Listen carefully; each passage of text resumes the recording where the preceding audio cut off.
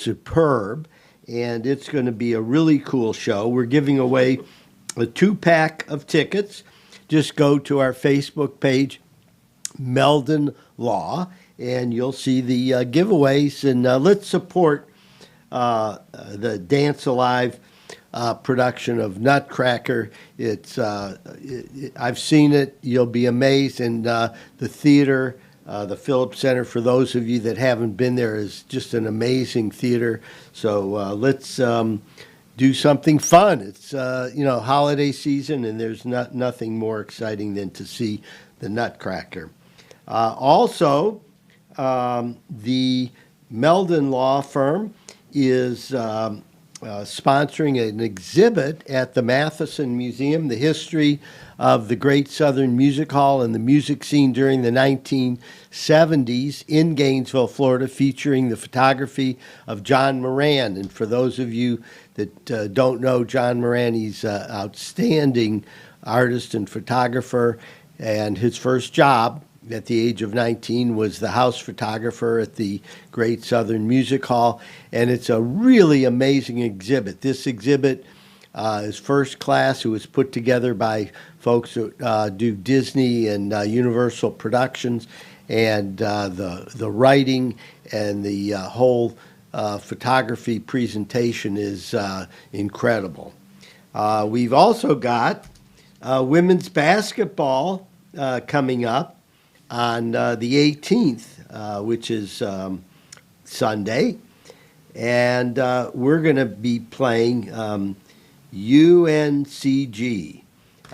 And what's important is that the women's basketball program is hot. Kelly Ray Finley's got her team off to a 10-1 start, and we're excited for them.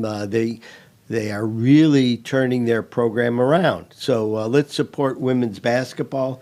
It should be fun, and we're giving away tickets for that as well. So Meldon Law is the only official injury law firm partner. The Gators supports all of the Gator activities, and we love to let you get free tickets so you can have a good time as well. Our first guest today is Kim Tuttle, who is the director of Dance Alive, among other things. Welcome to the show, Kim. How are you doing? I'm great, Jeffrey. Good friend. You are Yes. a good friend. So for those of you that don't know, in 1974, my wife and I bought our first home, and it just so happened to be next to Kim Tuttle's mother and father, and they were wonderful neighbors. And I think Kim was around at the time, although we were young and crazy, partying around. So, I was going to college. I was, working hard. Yeah, she was, anyhow, that's how far back we go. That's right. Okay? And so it's very interesting because Kim's family was involved in the ballet and Poe Fall Studios even before 1974. Why don't you give us a little background about your family and the history of what Poe Fall Studios has done for the city of Gainesville and the surrounding areas? Sure. Well, like a lot of people, their children do what their parents do, right? And our mother was a dance teacher, and our father was a musician. And he was a singer. He sang on the Gary Moore Show and did things like that. My mother danced with Ruby Keeler, Donald O'Connor. So we grew up, in the arts. He decided that was not a very viable profession and went into the gas business, became president of the gas company. Natural gas brought it into the state of Florida and was president of the National Association. And our mother started a dance studio here in town, which it was the Great Southern Music Hall, not Great Southern Music Hall, where the Matheson Museum is, it was the American Legion Hall. Mm-hmm. And that was where our first studio was. So, it's just a small world. It's amazing how things connect so much. She started a studio, and then we started a civic ballet, and as we were growing up, we started training dancers that were of professional quality, and we wanted to keep them here, and started paying them. And it just escalated from there. Then we got a booking agent, and we have toured 17 states, Costa Rica, Cuba, Brazil, Russia, And we've had our works performed in Bulgaria. We have an agent that is very supportive of us. I must say, Siegel Artist Management. I'll give her kudos. And here we are. I mean, moving forward into a big dream, which is to build a new home for Dance Alive. And that's the capital campaign is starting up pretty soon now. Okay, so let's just dig right into this idea. Kim told me that there's a good chance you're going to be able to purchase a well-located property that'll be sufficient for you to build a. Tell us what it will, what your dream is as far as what can be built on this property. Well, we actually have architect renderings already. So we have the agreement with Gethsemane Lutheran Church, who owns 5.5 acres on the corner of 39th and 34th Street. And we are having to change the zoning, which is going to take a few months. Outside of that, we've been approved and we're ready to go. I've done quite a bit of fundraising, so we have enough to purchase the property. And then we are going to go into the song and dance of raising money for a $5 million home for Dance Alive. Pofall Studios will merge. Dance Alive will own. There will be 3 studios and a black box theater. There are 3 music rooms because my dream has always been to have a combination of a music and dance academy. And there will be plenty of space and plenty of opportunity for renters for the black box. We don't have a black box theater really in Gainesville that rents the way people need it to. And we have plenty of space for outreach programming, which is near and dear to our hearts too. So let's go back and talk about Pofall Studios from the beginning. How did that get started? Well, our mother did it, and then we followed suit. In what year did your mom start? Oh my gosh, I have no idea. About 74 years ago, about. Okay. A long time ago. Well, I can do the math. You do it. So, no, that would have been, in the late 40s or so. Well, we came here in 52. Okay. Yeah. And soon thereafter, she Yeah, started? right away.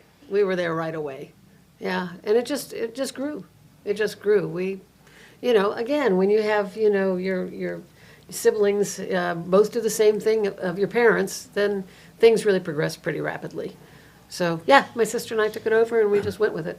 So your mom starts this dance studio. Mm-hmm. So was that primarily involved with teaching younger people ballet? Younger people, older people, anybody that wanted to dance, and we have continued to do that. We have classes for anybody, any age, 3 up to 90. We have people that are 90 years old. Yeah, really, 90 years old taking ballet Now- and jazz and tap and acrobatics and all those kinds of things. So, We do everything. so are you into like third generation participants? We do. We have people that, Marion Cuevas, who works here, her children dance with us now. She used to dance with us. Yeah, they're just, sometimes we get grandchildren now. Yeah, Grandchildren. well, I imagine if the studio is 70 Yeah. years old, then Yeah.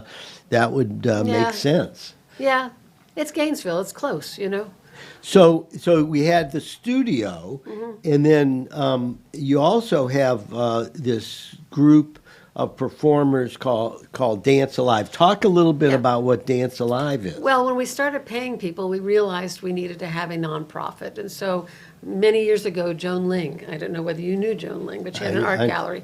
We started this organization about that time and went nonprofit. And, we started out with a budget of $50,000, and now we're at a budget of over $1 million and making it bigger and bigger. It's just, all I can say is when you go slow and steady and you have vision, then and you have determination, then things usually happen. So tell our listeners and viewers what Dance Alive does on a regular basis. Generally we do 4 home performances. We always do Nutcracker. We do a fall performance. We did Dracula. Then we do. So Dracula is always around Halloween, right? Yeah. And Nutcracker is usually around Christmas. Yeah. Everything's around a holiday because there are holidays all the time. And then February, which is Valentine's Day, we have a show, and this one is called Horse of a Different Color. It's doing a little bit more contemporary work. It's like ballet dancers doing contemporary. something that I think people now would really find interesting. And then we're doing Swan Lake to finish the season with guest artists from Pennsylvania. Actually, it's Philadelphia Ballet now. They changed their name. And 2 of our own dancers doing a matinee. So, as I understand it, Dance Alive is a national ballet company centered out of Gainesville, Yep. Florida. And you don't perform just in Gainesville, you perform all over the world, really, right? Yeah, we do. Yeah. I mean, the most recent one was Cuba. We were invited to the National Ballet Festival in Havana, Cuba. That was a few years ago. We're going back to Brazil this coming June, and we're going to be headlining their festival there. We do have dancers that come from all over the world. We have dancers a lot from south of the border, so to speak, because they like the weather here. We have a lot of Cubans, we have a lot of Brazilians. We do have Japanese, we do have people from the Ukraine and Russia, and a lot of Americans. But it's a very international company. People come to Florida and Gainesville in particular because of the opportunities that you have when you're in a smaller company, as opposed to a large company where you can get lost in the shuffle. So we have a lot of principal dancers that come here that want to continue dancing, but just don't want to be on stage once a month, when you have a huge company and you're limited. Right. Whereas here you give them an opportunity to really shine. Constantly. They shine wherever they are, but they get more time dancing when they're with us. So give us an example of some of the talent, because I know some of it personally by hanging out over at Poe Fall Studios preparing for Dancing with the Stars. And thank you, Kim, for helping prepare me to get out there in front of 500 or 600 people and You were great. and dance around and And what fun. it was a blast. It was an absolute blast. So, but the quality of the dancers you have is extraordinary. They are all award-winning dancers. People find it unusual in Gainesville that you have such a high level of talent in the ballet world, but you'll find that maybe there's not a lot of quantity, but there's a lot of quality in all of the arts in Gainesville. You look at people, Liz Graham, Kevin Sharp, wonderful musicians that the University of Florida, of course, has called them, but like John Moran, there just is an outstanding talent pool of the arts in Gainesville. And again, not quantity, but quality. The last person that just signed a contract had been the principal dancer in Perm, Russia, for 4 years. Wow. He And started- what does that mean, principal dancer? means that you're at the top in the company. You're the top. And there are usually several principal dancers, and then they have soloists and corps de ballet and apprentices and such. But when you're a principal, that means you can carry the stage. You carry the company on your shoulders when you get there on stage. For instance, if you've got the lead in Swan Lake, you represent the company, you carry the company. It is your obligation, your responsibility to the company and to the audiences to present the highest level of dance that we can offer you. Well, I'm fascinated by our discussion. We're going to take a 1-minute break, and then I'm going to come back with our guest, Kim Pofall, and see Kim Tuttle. I'm sorry, you have to excuse me. I'm like thinking. I'm thinking back. Well, you were Kim Pofall. I was. Okay. Anyhow, we'll be back in 60 seconds, and we have some fascinating questions that Kim is going to discuss with us. Great, thank you. Hey, Sammy, look who's there! Say hi! Hey.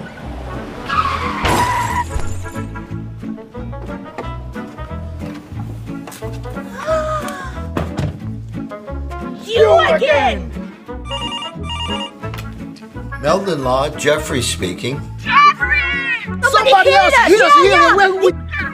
Here we go again.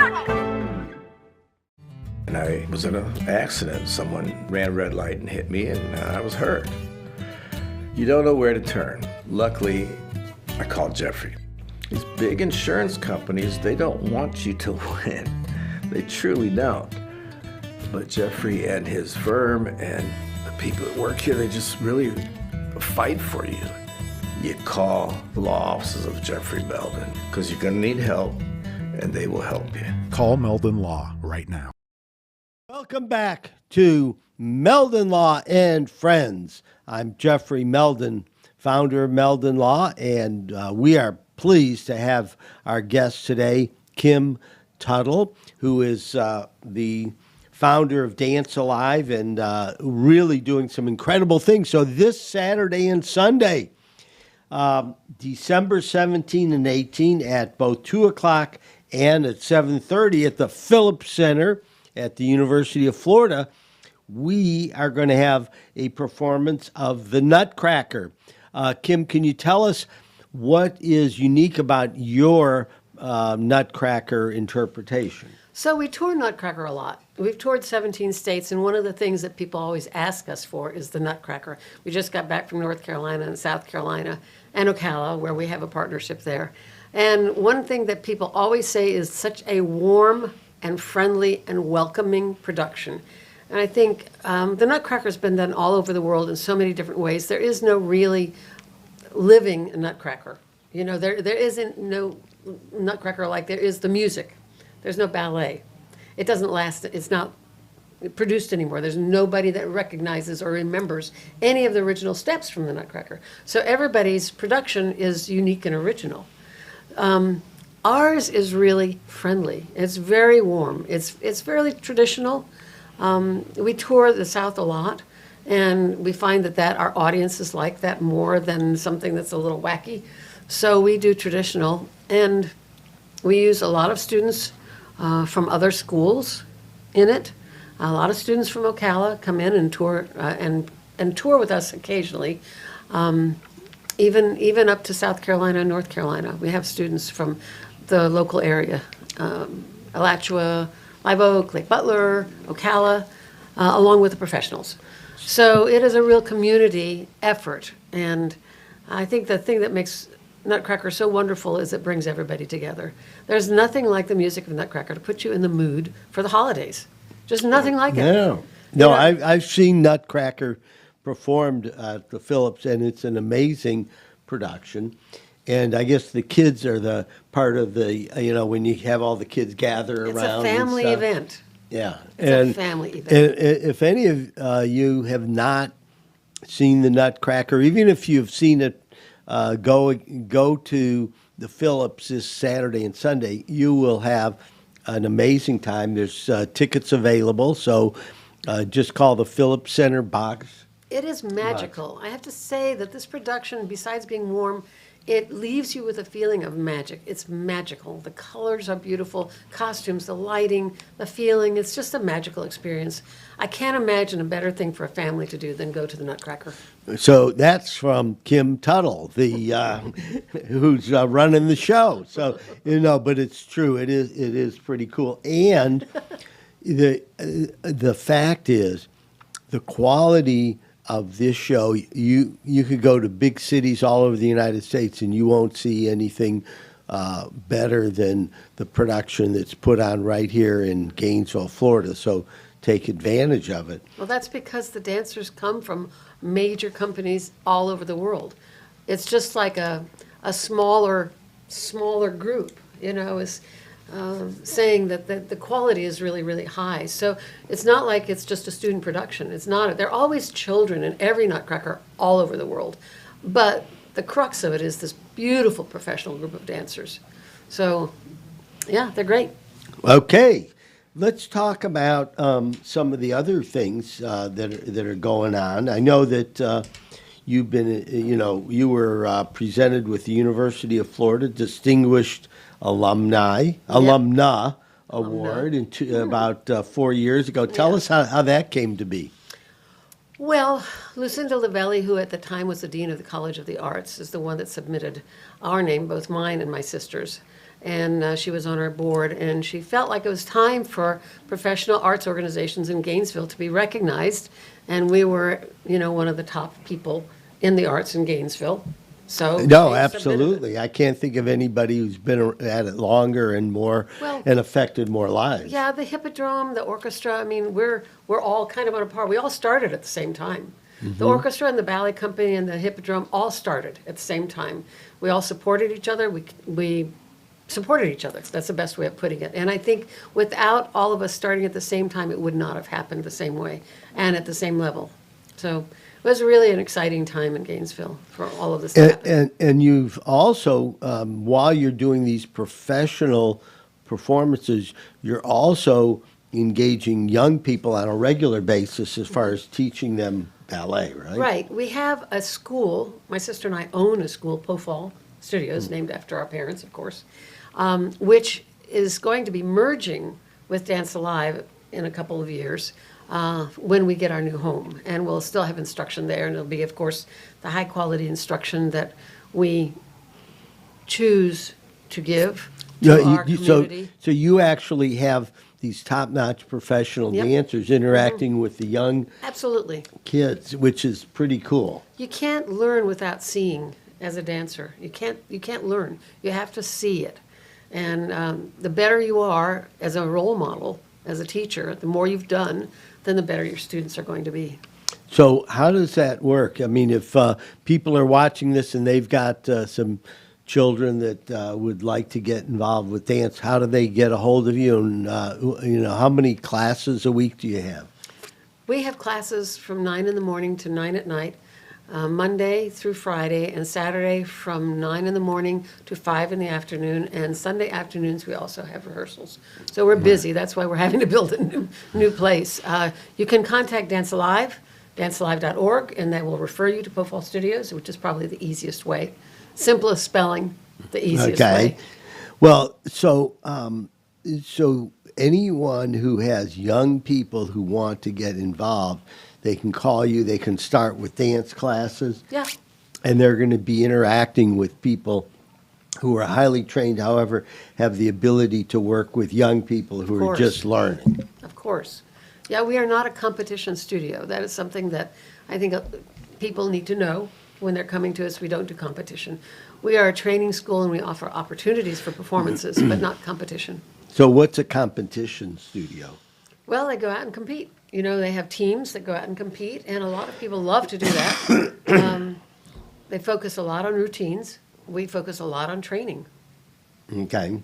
So somebody coming out of your studio is going to have the skills with professional training. We want anybody that attends the school to have the foundation to become a professional if they so desired to, or be in the dance world as a teacher or in some sort of other way, or just dance. You can't be a good dancer without good foundations, you know. So we really, really want people to be able to do what they want to do with their dance. You can't do it if you have poor training. So, Kim, someone who's been involved with the dance world your whole life, can you give some perspective as far as where our country and the rest of the world is right now with regard to dance and how it is valued now compared to maybe 50 or 60 years ago? Well, it's not about 50 or 60 years ago. It's about a couple of hundred years ago, you know, because when we first, it's a young country, and you know, whereas the rest of the world has classical ballet. Everybody has classical ballet. America's kind of young, and it came into it later. So I would say that we are kind of adolescents when it comes to the arts in this country. I don't think that they are supported as much as they should be, because I think that the arts are essential to every human being. We start as children, by making believe, by singing, by dancing, by drawing pictures. It's part of the human experience, and it needs to be part of the pie, and it needs to be funded as part of the pie. We need it in our lives. So, yeah, I would hope that we would get more funding as we go along, so that it can be part of the fabric of the country. Yeah, I mean, you hear a lot about, the STEM curriculum, and everybody, is trying to encourage people to get involved in, certain activities that are going to be valued in the future. Certainly, knowing how to, process new information throughout in the world is important. However, for me, it's critical that we don't lose our love of the arts. Not only, music. I think, music is still alive in a much different way than it was 40 years ago because of computer technology, right? How is computer technology affected dancing in any significant way?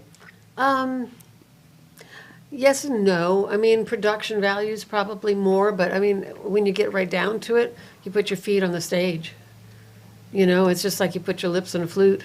It's like you're the human being that's making the music. You can make music, you can make music with other modes, but it's very difficult to make dance with anything besides your body. It's like Olympics. I wanted to say too about learning and the arts, and we did a 10-year residency at Duval Elementary School when it was still alive. It's no longer happening, but the school went from an F to an A when it was an arts magnet school. There was a dance studio there. We were there for a month every year. They had dance classes, music classes, theater classes, and everybody was required to take them at least once a week, each one. It went from an F to an A. Explain that. That's pretty fascinating because that may be something, that should be re-explored. Well, I think everybody knows that music has a way of, I wish I knew more, I wish I could explain more, but it affects your brain in such a way that you can learn more, right? And I think that because dance is with music and also because you're physical, you get everything moving a lot.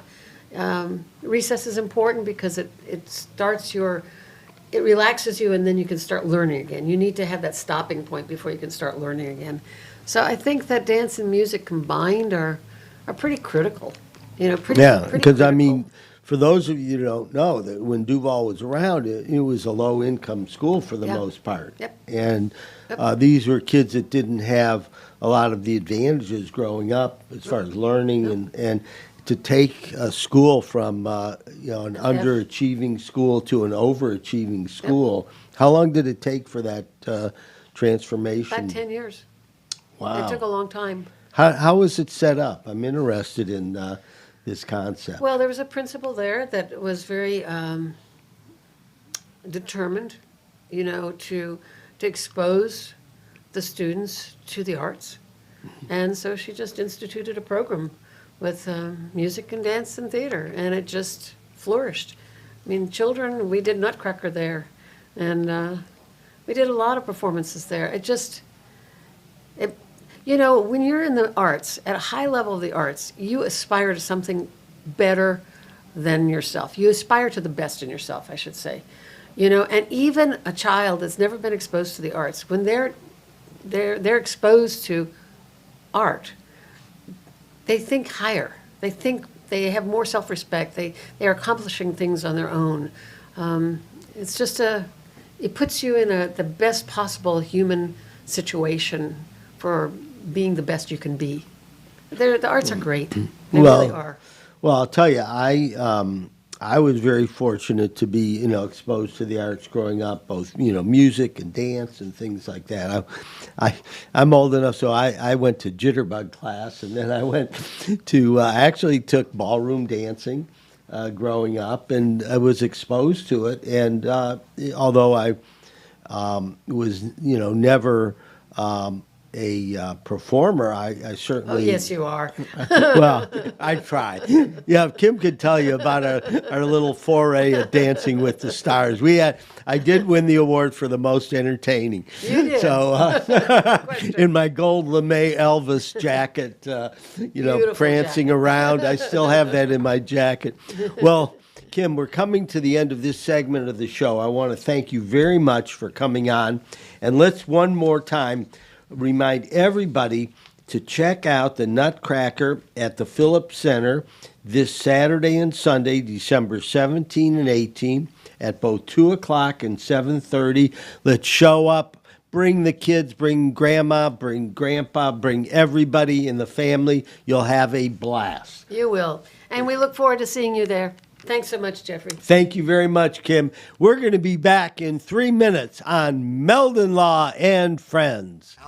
Alberta, I understand you were witnesses to a crash Can you tell us about the accident?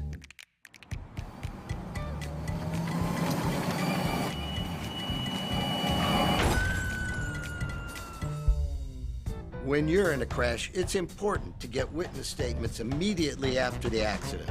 Whether you're in a car, truck, motorcycle, scooter, or even a golf cart accident, at Meldon Law, we won't back down. Hey, Sammy, look who's there! Say hi! Hey!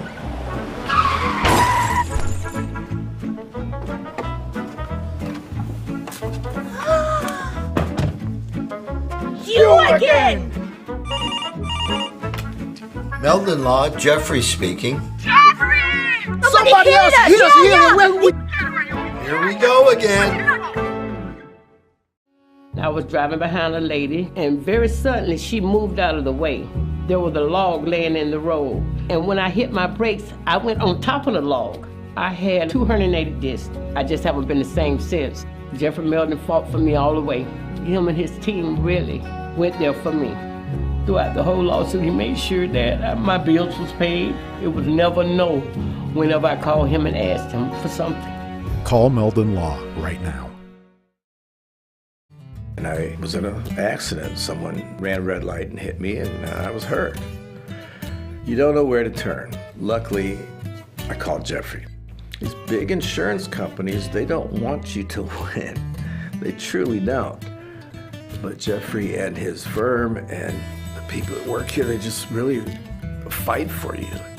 You call the law offices of Jeffrey Meldon, because you're going to need help, and they will help you. Call Meldon Law right now. I was going down a one-way street and a girl that was driving her car T-boned me on my scooter. I ended up going for an MRI and discovering that I had 2 herniated discs. Coming to Cary allowed me to not have to worry about what doctor I was going to see or what physical therapist I had to go to. They say, these are the people we trust. You're going to have a great experience there, and I honestly did each time. Call Meldon Law. Your consultation is absolutely free.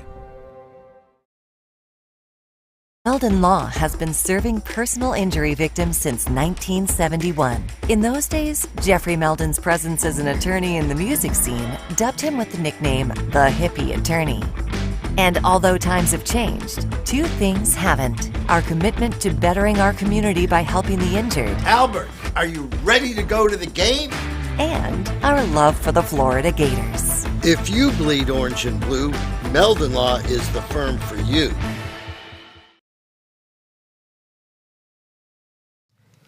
Welcome back to Meldon Law and Friends. I am Jeffrey Meldon, founder of Meldon Law and practicing attorney since 1971. And we have a great guest for the second part of our show. However, I want to just go over a few things that are coming up.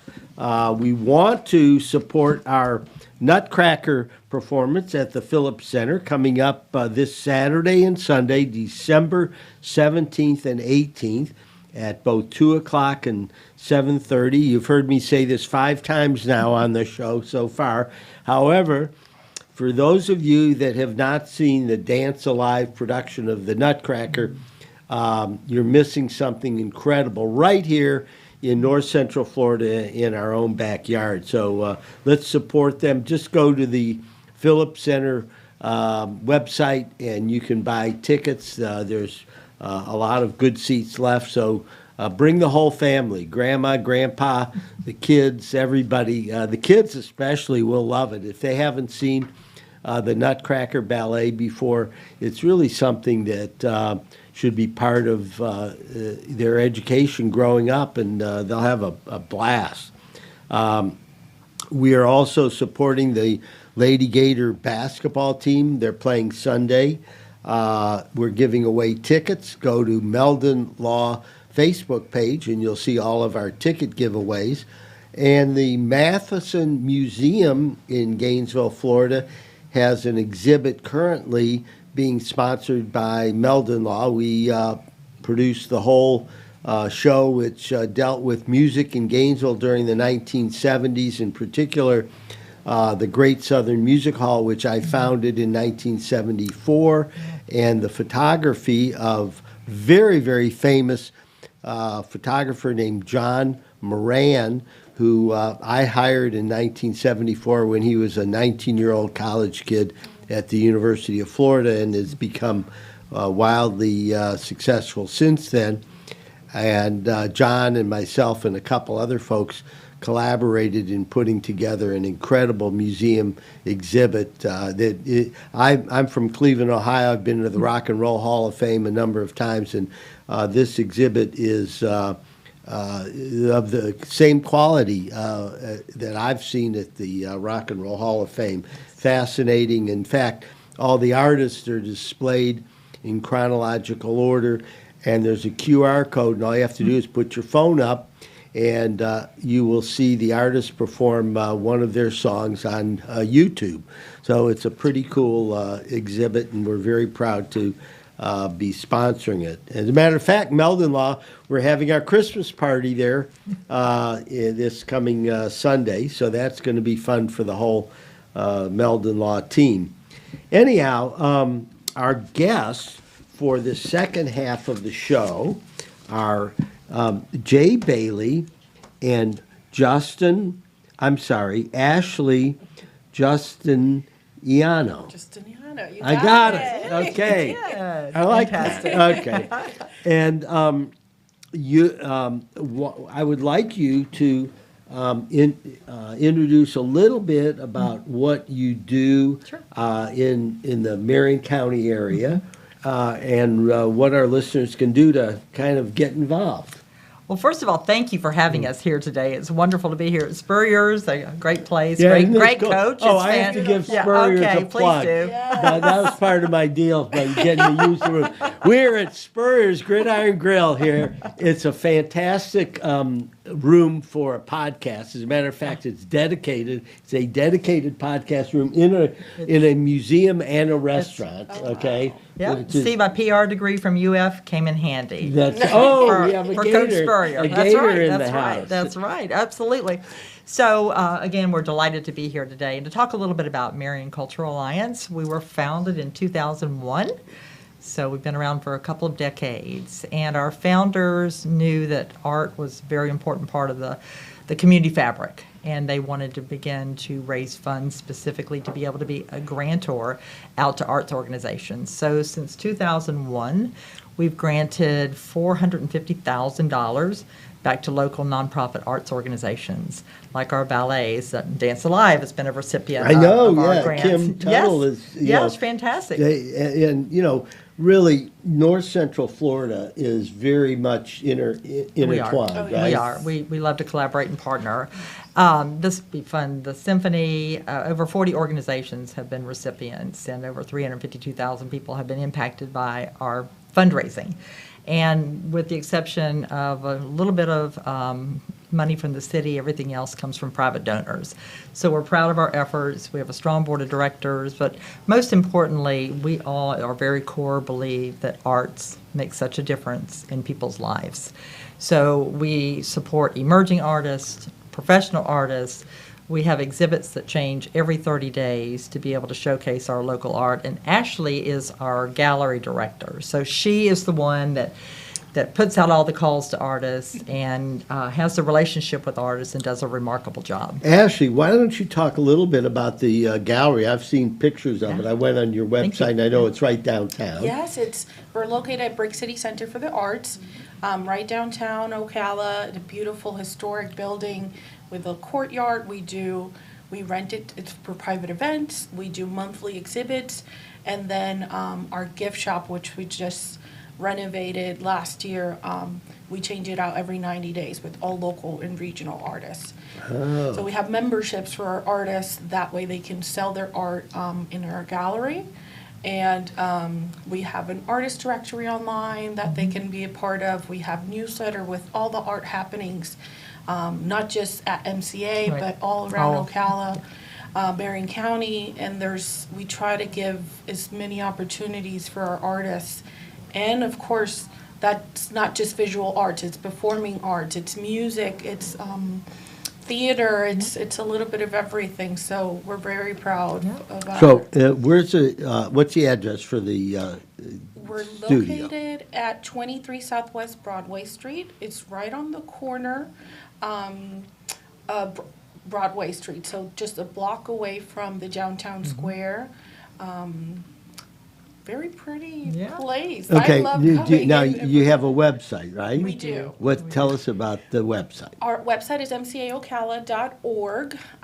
If you visit us, you can see a little bit of everything that we do, not just at Brick City Center for the Arts, but our grants, as Jay was mentioning before, our programming. We do a lot of workshops for artists, by artists, on how to develop and how to become professional artists.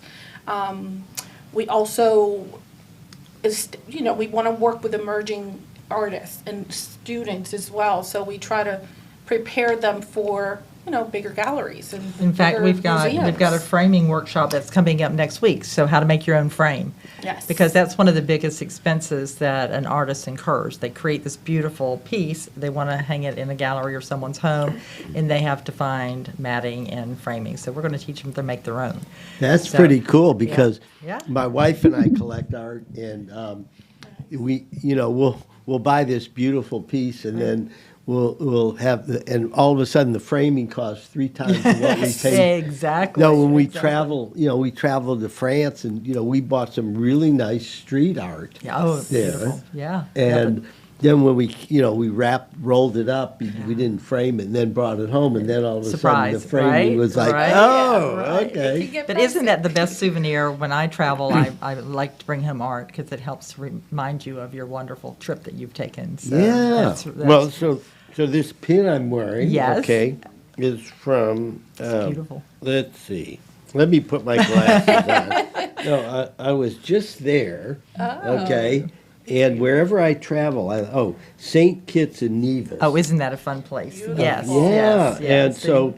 so I was so wherever I travel, I pick up Pin. pins. Yeah, that's Okay, Good sometimes you get other things, but I love pins, and that I get to come on this show every week and have one of my pins. We'll have to have an MCA pin made for you, Yeah, Jeffrey. yeah. Yes, to remind you of our visit here. Yeah. So, okay, now Christmas is coming up. Some of you out there have not finished your Christmas shopping.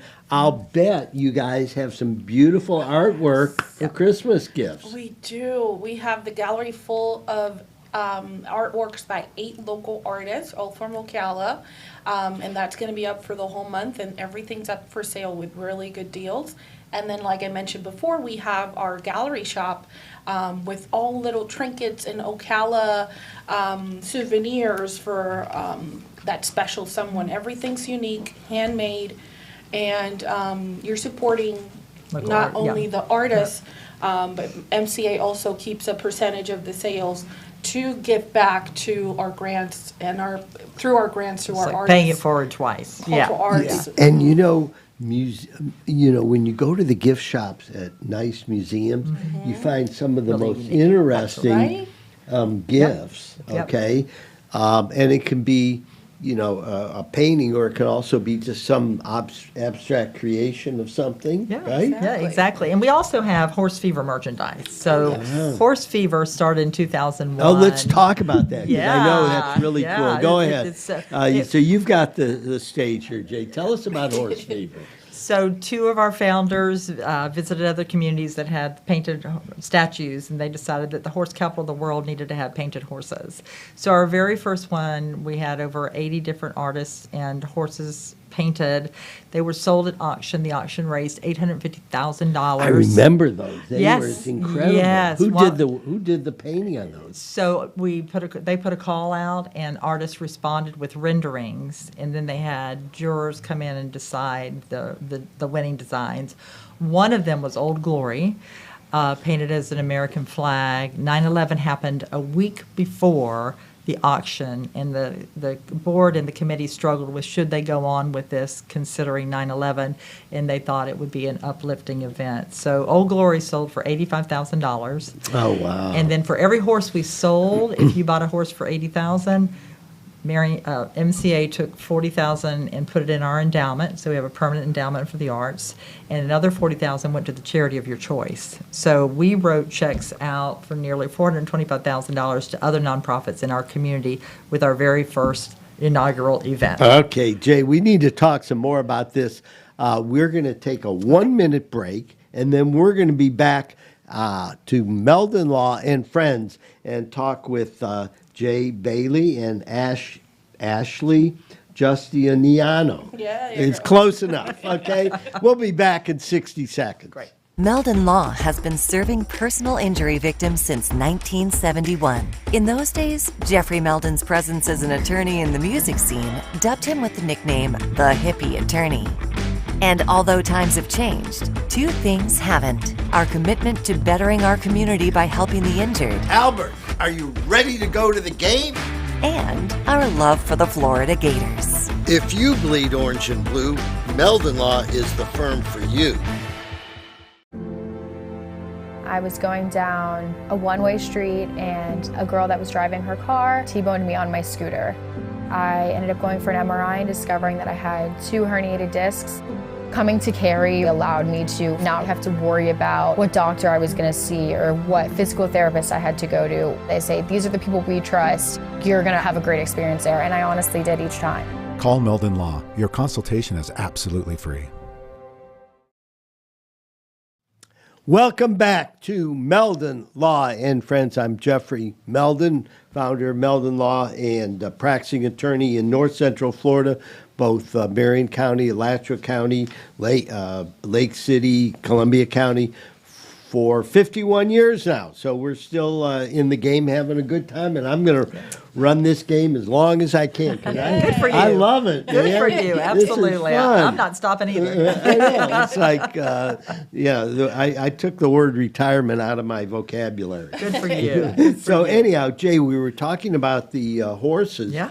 Describe the horses. I know what they Yeah. look like. Describe them to the folks that haven't seen them. So they are life-size thoroughbred horses, and they are dotted all over our county landscape. You had what, 80? Well, maybe? that was the first one, and then subsequently we've had 4 other herds. Most recently, we did one during the pandemic. We tend to do things at kind of high crisis times in our community, apparently. Well, but, you bring a lot of joy to people, exactly, so it's a good time to do it. So we were very fortunate to have support the horses. During that, we just went to corporations and they purchased a horse for $30,000, and then we worked with them to get a design together. For example, Doug Cohn, Bull Gator, he commissioned one of them that was the horse. The alligator is stretched all along the horse. Yeah. So it is remarkable. It's a remarkable horse. So that's at his Cohn Distributing. But currently we've got an art and business program. So if you wanted to commission a horse, so we will work with you to pick out the design. It can be orange and blue. It can be anything you want. We'll find the perfect artist, and we do that for $20,000. So that's our new revenue stream, because so many people were calling and saying, how do I get a horse? And then we would say horse fever's over, and then we said, let's just not say it's over. If somebody wants a custom horse and they want to work with us, we can make that happen, from the ordering of the horse to finding the artist to actually installing the horse, teaching you how to maintain it, because it's covered with the same the same covering that they cover race cars with. So it has good longevity. But every 5 years, it needs to have a little sparkle on it. And, you just go and you... Yeah, we take it back to take Lyle's it back. Collision, and Gene Lyles takes care of it. He takes for us. care Yes, of it. yeah. So it's been a wonderful project, but some people like to still collect the mementos. We have little miniature horses that mimic the large ones, and we have coffee mugs and posters and all sorts of things. So if you have a horse lover in your life, you can buy a mug. But we've started another project that's fun to talk about. It's an Ocala book.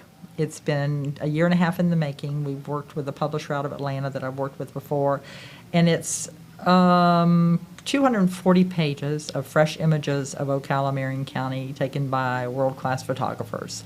Wow. And so we are doing pre-orders for that now. It's on our website. It's a great client gift. It's a beautiful book, and it will be available in the spring, but orders are from now through the end of January. So check out the Ocala book. It's called Ocala, The Art of Community. So tell us how folks can get it. How do where do they go? What website? mcaocala.org. It's a big banner right on the front. The cover of the book, I don't know if you've been downtown Ocala and seen the giant mural with the bear, with the black bear, with real flowers and fauna coming out of his hair. He's on the cover. So it's a striking book for people to put on their coffee table, in their offices, give as gifts. And it's $48.90, includes shipping. Yes. Let me ask you this. How has the opening of the World Equestrian Center affected what y'all are doing? Yeah, well, it affected what we're doing. It just adds a sparkle, must be my word of the day, to our community. I mean, it's just absolutely a remarkable place. Residents enjoy it, visitors, and it brings an abundant amount of economic activity to our community, and horse shows and expos, and it's really remarkable. Matter of fact, I was there a couple weeks ago listening to our athletic director. He was speaking to a group of Ocala citizens and talking about the athletic program. Oh, Scott Strickland was there. He was there. Susan Crawley brought him and- down, and it was a, Yeah, so I've been out to the World Equestrian Centers several times, and it's remarkable. First of all, how did all of a sudden we get something so remarkable in the middle of Marion County? Marion County, because the Roberts love Ocala, Marion County. You know, they developed Golden Ocala, and they have multiple businesses, trucking, logistics businesses in Ocala, and they believe in it and they invested in it. So it is fantastic. So Marion County, I've lived there since I was 2. I was born in St. Augustine, so it's been fun to watch the growth. But we have this bookend from the World Equestrian Center, which is ultimate luxury, right, to the Ocala National Forest, which takes up, we're the largest national forest east of the Mississippi. Oh, I didn't know that. That's pretty cool. Hiking and biking and kayaking, and it is just, so we will always have that rural feel about us. Oh, yeah. I mean, Marion County, well, by the nature of it being the horse capital of the world, horses, that means you got big properties that are open Lots to spaces, do. and Yep. the Ocala National Forest is, I mean, all I know is when I drive to Daytona on State Road 40, Right. it's like the goes Ocala on National forever. Forest never stops. You just keep going and going and going. And Right. I've camped in there, and I've had lots of friends that have enjoyed it, and it's really an incredible place to. And there's some really fine places in Marion County. For those of you that haven't been there, there's a lot more than just horses. Oh, yeah. So here's a piece of trivia I'd love to share. Do you know that you can get to London from Marion County? How? So the northeast part of Marion County touches the St. Johns River. Okay. So if you put in the St. Johns River and go to Jacksonville, if you have a big enough boat, you can get to London. Oh, Isn't that fun from inland county? I like that. Yeah. Okay. Trivia. So everybody get your ships out. Get your ships out, yeah. And let's go sail over to London. Yeah. So for those of you that have not been downtown, it's really a very fascinating gallery. I don't know if you call it a gallery. Yes. Yeah, that's what it's an art gallery. Yep. And what do you have artists primarily from Marion County or from other places that exhibit in the gallery? We have a little bit of everything, mostly Marion County. That's who we cater to as the Marion County Arts Alliance. But we have artists, a lot of, I always get this wrong, is it winter snowbirds? We say The winter snowbird. No, just snowbirds.